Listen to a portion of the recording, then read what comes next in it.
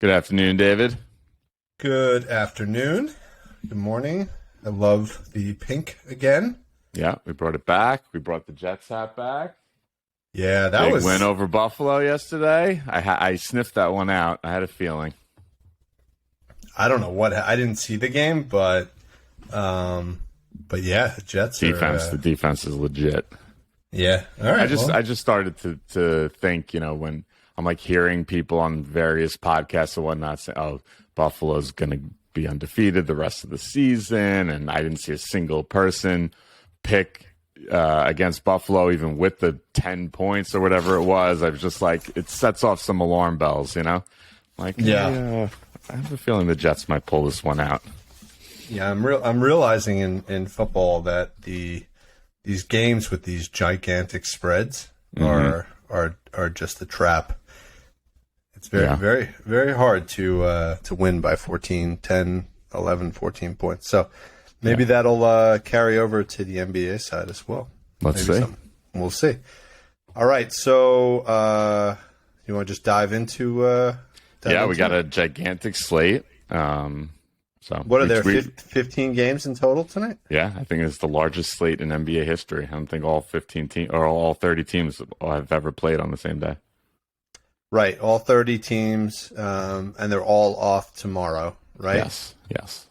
Because it's impossible to vote and do your job on the same day, right? Well, they want other people to vote. They don't want watching NBA games to interfere with voting. Though by the time most NBA games are starting, the polls are closed. So I'm not sure exactly how that works, but hey, listen, if they open the stadiums up for voting, then maybe it's a good thing, right? That's true. So whatever, that's beyond our scope here. All right, so we have chosen 7 of the 15 games because we don't want to make this a 2-hour long pod. So let's dive into the first one. So the first one that we chose was the Rockets at Orlando. Rockets are 1-9. The Magic are 2-8. The spread, Orlando's -4.5, and the total is 224.5. What do you like in this game, other than a ton of youth on the floor? Ton of youth. And it's surprising because the one play I have from this game is a non-youth. A non-youth. A non-youth. A non-youth. You're going with like what, like a 32-year-old or something? Yeah, you want to guess who it is? No. It's not on the Orlando side because I don't even think they have anyone that old on the team. Gordon? Is Gordon on? Yeah. Yeah. That was a real struggle to think of like one person over the age of 25. I think he's probably the only one in the game on either side. Yeah. And so he can't be more than like 31, 32, right? Like he's not even that old. Yeah. All right. Well, what do you got on him? The position, a great position to target against the Magic is at point guard. And here's what I'm looking at here. So, hold on, I have another page here. Sorry. Okay. I looked at teams that we want to target. I was interested in seeing who was giving up the most shots at the rim versus who's giving up the most shots from 3, right? Okay. So the top 2 teams on today's slate, well, every team's on today's slate, but of the ones we're targeting to target at the rim is Atlanta, who's giving up 39% of opponent shots at the rim, and Orlando, who's giving up 38%. Just to see what we're talking about here, as an example, Miami is the best in the league. They're allowing only 28% of their opponent shots at the rim. So what does that mean? They play good paint defense and force a lot of threes? Is that what that means? And yes, exactly. Pretty much, right? Yeah. Okay. So because I was reading something the other day, and I think they made a good case for the fact that defensively, you can do a good job of decreasing the number of shots taken from a certain place, but the success rate, the accuracy, is really, with these professionals, you're not going to impact it too much. But what you can impact is the number of shots they're taking from three or at the rim or whatever. Right. So I was looking into that. On the other end, teams to target from three. Number 4 on that list is also Orlando at 39% of opponents' shots are from three. So why that led me to Eric Gordon? That's his game right there. 36% of his shots are at the rim, 48% are from three. Nothing in the mid range, which seems to be what Orlando is good at. So, kind of balancing those two out, I'm taking Eric Gordon, 11.5 points over. He's done it in 5 of 7 to start the season. His last 2 versus Orlando, he had 15 and 24. And on one-day rest this season, he's had 17, 16, and 18. His 3 highest outputs of the year have been in his 3 games on one-day rest. I like that. Yeah, that's my play. All right. I didn't have anybody on the Rocket side. I was looking at maybe Jalen Green, but he's a game time decision. I saw props for him, but just keep an eye out for that. Okay. On the Orlando side, Franz. Mm-hmm. I gotta keep rolling with him. You usually play him, but I do. I didn't dig too deep, but I like where you're going. He's really on fire. I was looking at his points line, 19.5. Seemed a little high. Mm-hmm. He's hit that. I don't remember exactly how many times this season, but definitely in the last 2 games. Mm-hmm. And he's really kind of moved into that number 2 primary shooter on the team behind Banchero. But I like his assist line, which is something that you've played in the past. Yep. 3.5 assists. He's hit that in 7 of 10. And more importantly, he's hit that in 6 of the last 7. So, nice. And this will be, I'm surprised by the total in the game, 224.5. It's actually one of the lower totals out of all the games we looked at. There's some monster numbers. Just listen to that as we go through them, but a lot of 230-point games. So, and the sharps are on Orlando and the under on this one. So, but I still think there's going to be 220 points scored. So there's plenty of shots to go up. So, yeah. So Franz Wagner over 3.5 assists. That's my play. Right. I like it. The one guy I was gonna dig into a bit. Wings do have some pretty good success against Houston, so I like the Wagner play. But forwards have had the most success. So Banchero's who I was going to dig into and see if I could find something to bet on later, but nothing right now. So. Okay. All right. So we'll take a look at Banchero later. All right. Yeah. Second game. The Pels at the Pacers. The Pels are 5-4. The Pacers are 4-5. Pacers are getting 5.5 points. The total is 235 in this game. Sharps are on the Pacers plus points and the under. Zion is game time decision. And then on the Pacers side, Duarte is out. Okay. All right. Matchup wise, New Orleans, I brought this up in the past, not a team giving up a ton of big games. Yeah. One position you can get a big game from is big men. So that would be Miles Turner, but I don't have anything for him. Okay. The position you want to target against the Pacers is really any, but the main one is your wings. So that's Brandon Ingram. His line is 23.5 points. He's done it in 3 of the 5 games he's played this season. And for comparison, similar players to recently play against the Pels. Against the Pacers. Hero put up 29, Beal 31, Levine 28. And you got Brandon Ingram there at 23.5. I love him, especially if they give Zion a day rest, knowing he gets to rest tomorrow too. I have a feeling he might sit tonight. I like that Ingram play a lot. Yeah, that line's probably a little suppressed too because Ingram didn't have a great game. Yeah, the other day when they played the Hawks, was that their last game? Yep. That was a. I don't know if did you see the end of that game? Well, that was the game, Jovel. That was the game I was on with Jovel. That's right. I didn't see the end, though. Yeah, no. Jovel had 17 rebounds in that game. They ended up coming back, forcing overtime, scored probably 10 points in the last couple minutes, but then they ran out of gas. So, I could see Ingram heating it up in this game after coming back for a second game. Yeah. Okay. I went. There's a theme today. I'm just dipping into your old picks. I went with Herb. Assists? Assists, yeah. Over 1.5 assists. I liked it. Was at minus 130, so I thought it was good value. 4 or 5. He's hit it in the last 4 or 5. Again, when you made this pick the other day, I cautioned about his fouls. He picks up a lot of fouls. He's 4 to 6 fouls every game, it seems like, because his primary role out there is defense. But I think he'll be fine in this game. I think it's going to be a fast-paced game. I think he'll pick up those 2 assists, and if Zion's out, that probably means even more playing time for him. So I don't think he got the 2 assists the other night until the fourth quarter. Yeah, no, it's good. When he does get it, he's getting 2. So this is not a, this it was is probably 0 not all game. I was getting worried, and then I kind of gave up on even thinking he would get it. And then I checked the box score at the end. I'm there's 2. He got it. Look at that. Yeah. Okay. Well, let's see if he can nail it again tonight. So I'm going with that one. All right.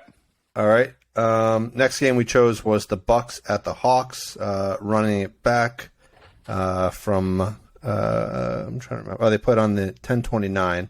Yep. Bucks are 9-0, which is amazing, and even without their second best player. And the Hawks are 6-3, also a decent start. Hawks are getting 4 points in the game. Total is 226.5. Sharps are on the Bucks and the under. Just to recap the prior game from about a week ago, the Bucks won 123 to 115, and Giannis had 34 points. Holiday had 34 points, and Trae Young had a monster game with 42 points. So Giannis and Trae are both questionable for the game. So that obviously, I mean Trae Young played the last game. So I don't see why he wouldn't play this one. Giannis sat out the previous game. Play. But he should play. I think it's just like load management. All right, so who's popping for you here? Okay, so I brought up back when we were talking about Orlando, Houston, teams to target at the rim.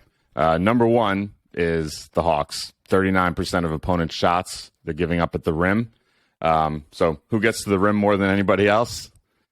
Giannis Antetokounmpo. 55% of his shots are taken at the rim, and he's shooting 78% on those shots.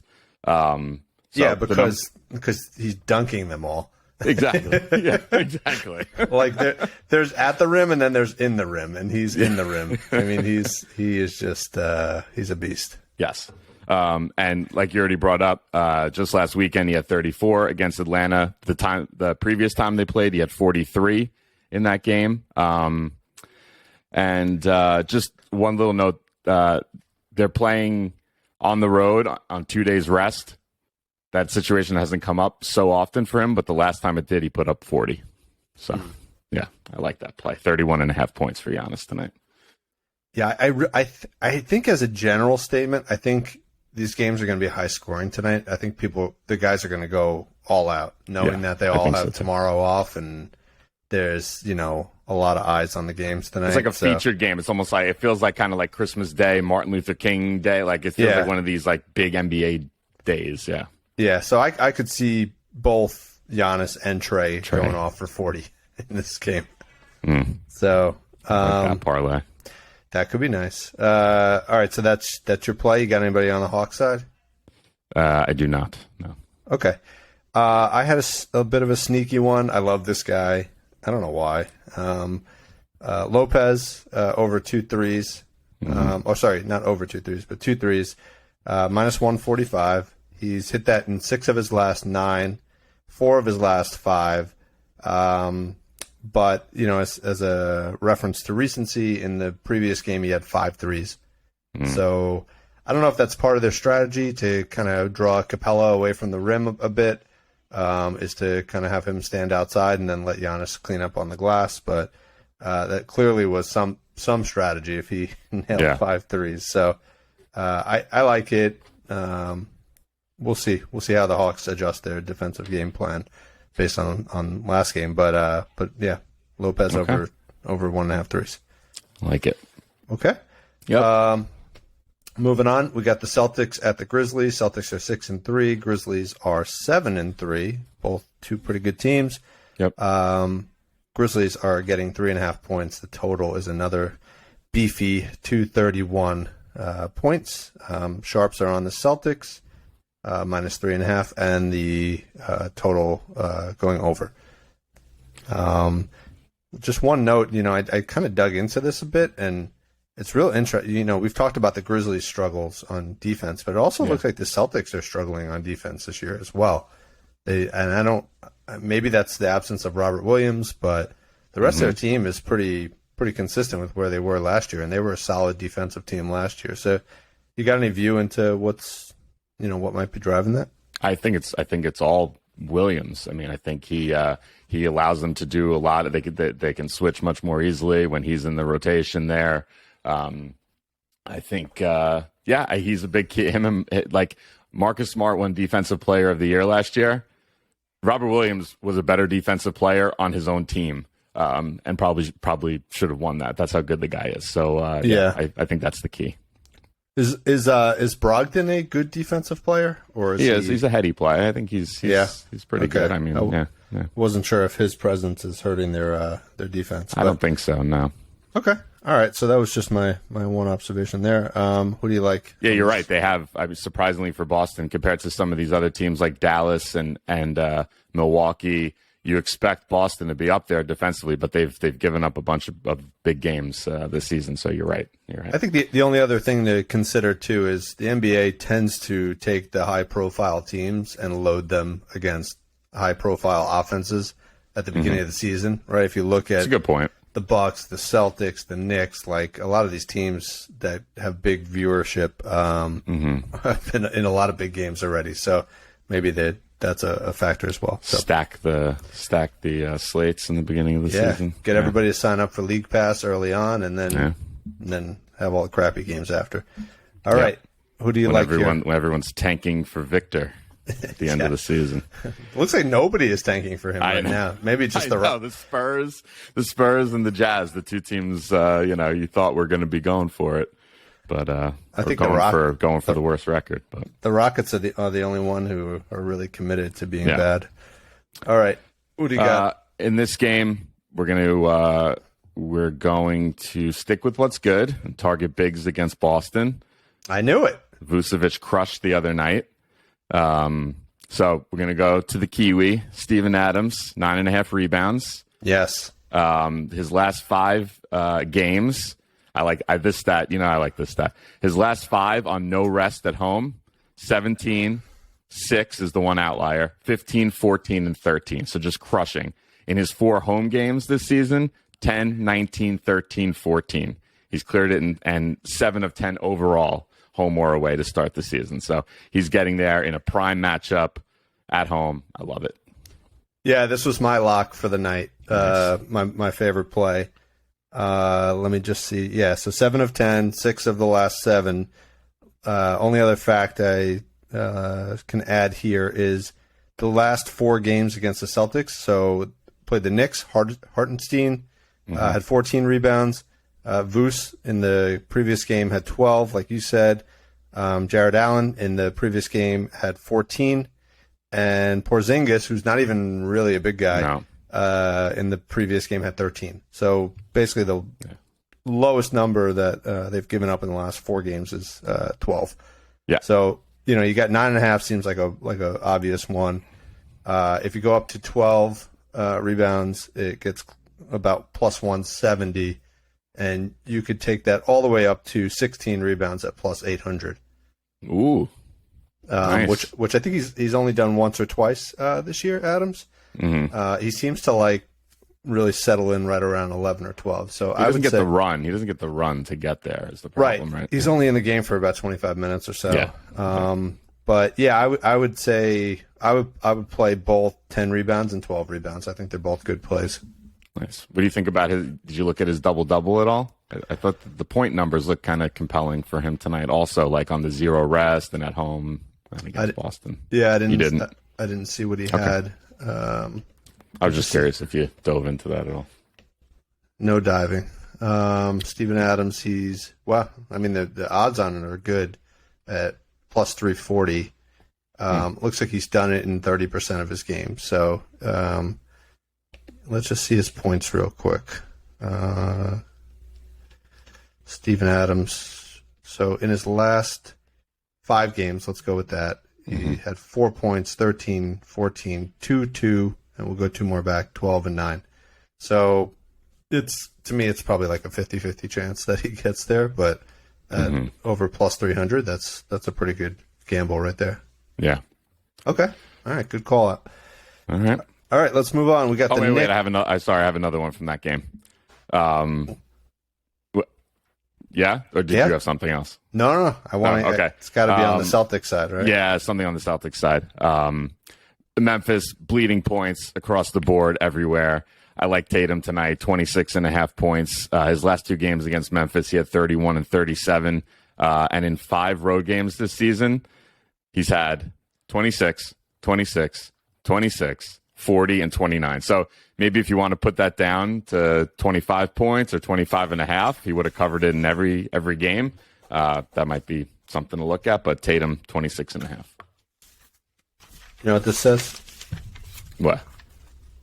MVP, baby. Yep. That's right. That's what's happening this year there.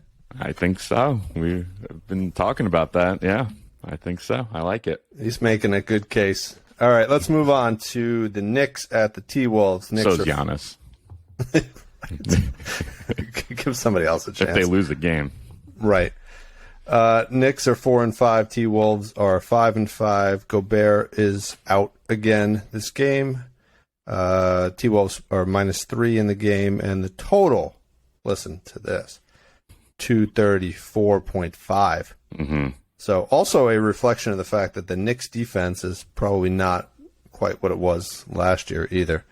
That's a ton of points. So yeah, sharps are on the Knicks and the over. All right. I think I know why they're on the over. So I was looking at teams to target from 3 based on frequency of attempts. The number 1 team to target in the league, Miami Heat at 41%. But the 2 teams right below the Miami Heat are the New York Knicks at 40% and the Minnesota Timberwolves at 39%. For comparison, Sacramento is best in the league right now. They're allowing just under 30% of opponents' shots from 3. So that sounds like a Lakers game. 40% of the shots attempted from 3. Wow. Yeah.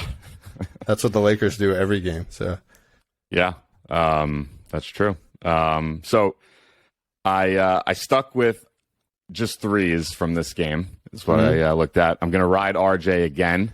1.5 threes. His last 4 games, he's had 3, 2, 2, and 3, averaging 6 attempts a game. Okay. So I like RJ to hit 2 threes tonight. I also like D'Angelo Russell. We're going back to the well everywhere here. D'Angelo Russell, 2 threes at home. He's done it in 7 of his last 10 home games. On 1 day rest at home, he's done it in 11 of his last 15 games. And then looking at those 15 games, 8 times he went for 3+ and 5 times he went for 4+ in those situations. So I like Russell. And then last Cat, 2.5 threes. He's in 5 of 6 games, he's had 3 threes. Yeah. So those are my plays. It's going to be a 3-point shooting bonanza tonight. That could be fun to watch. Yeah. So RJ, I like that play. 1.5 threes is -195 for the over. So would you entertain 3 threes? I would. Yeah, I would for sure in this game. Yeah, he's done it 2 of his last 4 games. Yep. And the attempts, he's averaging 6 attempts, but I think he had 7 or 8 attempts in one of those games. So yeah, you like that? Like it enough? What odds do we get on that? I mean, that's got to be like at least plus 150, I would guess. Yeah. See if I can look that up. Did you have any? I'll look it up. Do you have anything from this game? Just Cat. I like Cat assists, actually. Yeah, that's a favorite of mine. Yeah. Yeah. I don't know. Maybe I've been watching the show. I do. I'm also a fan of the show, not just a participant. It's a great show. So Towns over 4.5 assists, minus 145. He's hit it in 4 of 5 games, and 8 of the last 10. So, especially without Gobert in there, I think he's going to play some big minutes. And like you just said, there's going to be a ton of scoring in this game.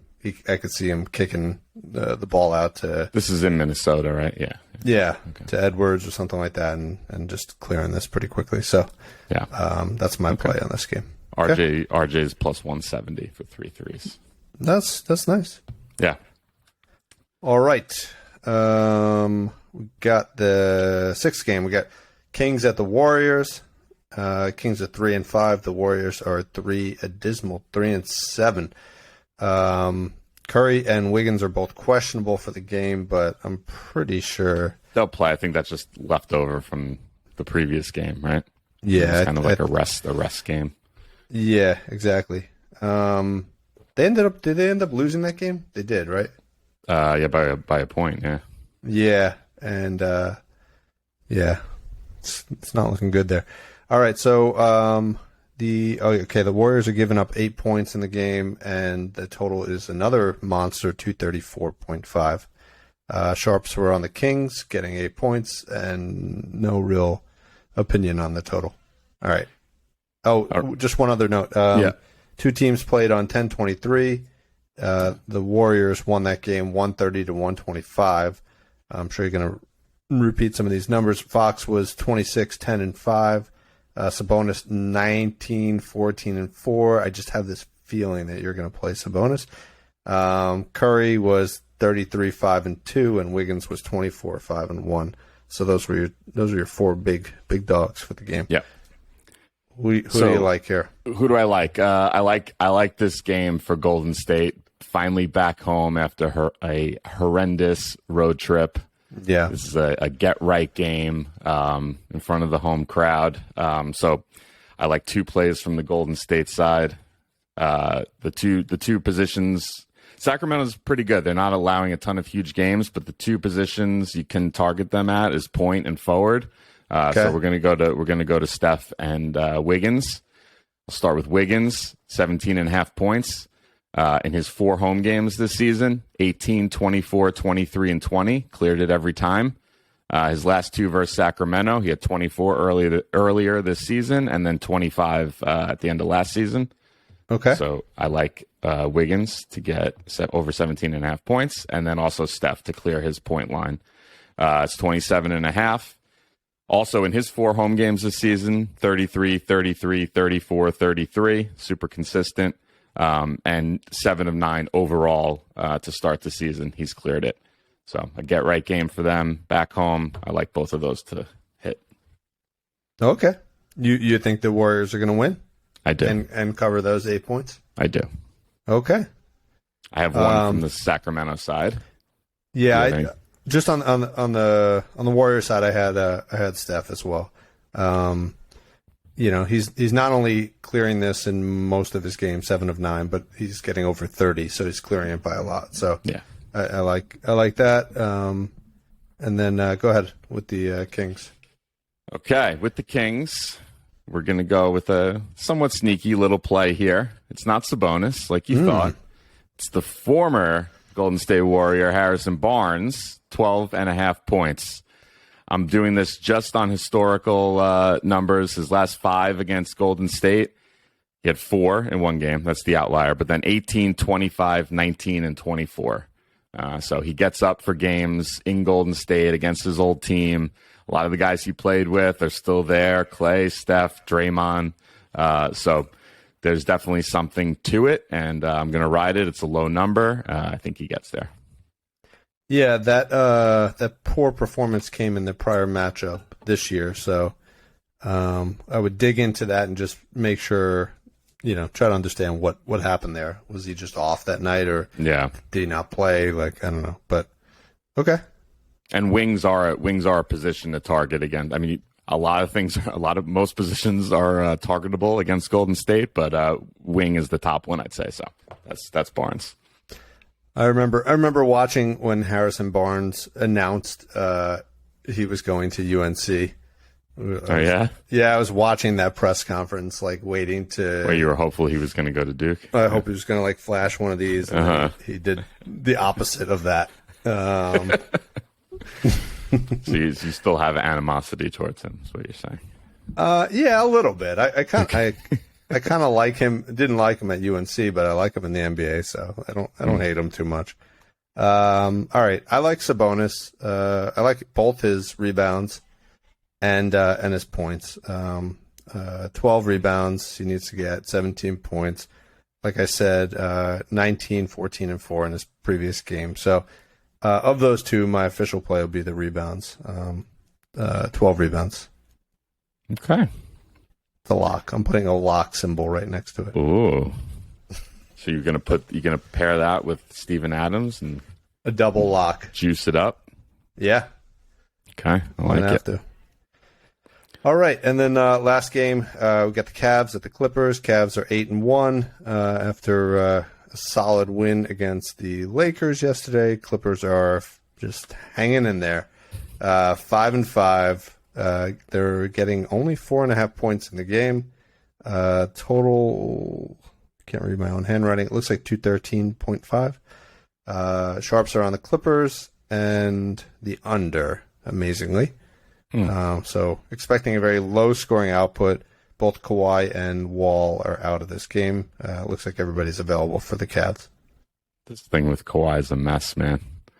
What is up with that? How has he not played in 2 years, and then he just can't get on the floor now? It's crazy. I mean, they're going to hold him out, like, basically, they're going to, like, DeGrom him. Like, they're going to, like, hold him out the entire season just to ensure that he can play in the playoffs. But at the rate that they're going, like, they're not even going to make the playoffs. They're not going to. And then you think it's so easy just to show up and start, like, playing and have some, like,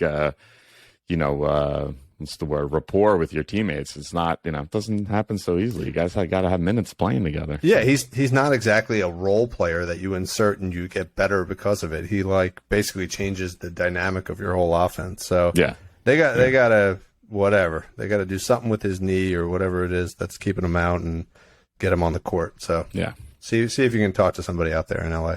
I will. He's my neighbor over here. Talk to Paul George next time you bump into him in the ice cream shop. All right, I didn't have anything on this game. I searched. I couldn't really come up with anything. What do you got? Yeah, I got one. I don't love it, but I too was searching for something. Donovan Mitchell, 4.5 assists. He's done in 8 of his last 10 games on a back-to-back, and his last 2 against the Clippers, he had 6 and 6. So some historical stuff there. The recent stuff not as good, especially with Garland back in the mix. Although since Garland's been back, he covered that in one of the 2 games since Garland's been back. So that's my one play. Okay. Why do you think the Sharps are on the Clippers in this game? I look at a 4.5 point line. I feel like the Cavs can just crush that in this game. Am I missing something?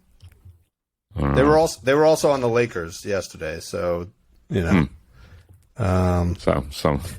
a lot of good that did. Yeah, I don't know. I'm leaning Clippers. I mean, Cavs here. I don't see the Clippers getting it done here. Even with those points. Cavs, good offense, good defense. They're actually probably them and the Bucks are the most well-rounded teams, I would say, if you look at across the league in terms of playing both sides of the ball. So, yep, right. I like the Pels too. Might fall in that category if they're fully together. So we have our bet on the Pels for the Western Conference. I would love to put something on Cleveland on the East. Yeah, we're gonna call it right now a Pels Cavs championship game. Yeah. Yep. It's like I looked that up a week or so ago. It was like 200-1 odds, something like that. That's nice. Yeah. So, all right. Well, that wraps up the NBA slate. It's worth also noting that the NCAA basketball kicks off tonight. Got actually it already kicked off. There's a game going on right now. So that'll be also exciting to see some college. Who's Duke's playing? Duke's playing Jacksonville. It's probably the lowest line I've ever seen for the first game of the season. I think it's only 15.5, 16 points. So Duke's ranked number 7th in the country, but maybe, I don't know, maybe they don't have a great squad, or maybe Jacksonville's a decent team. We'll see. And who's the guy from Duke I gotta watch this season? Who do they got coming back? I don't even know. No, stud freshmen in this year. Like they are. I just haven't. I haven't. You haven't studied them yet. Yeah. Okay. Don't worry. I'll report out on that shortly. Thank you. After tonight's game. All right. That does it. Good work. Yes. Enjoy. I'll talk to you later, my friend. The games tonight. Yep. All right. Bye. Bye.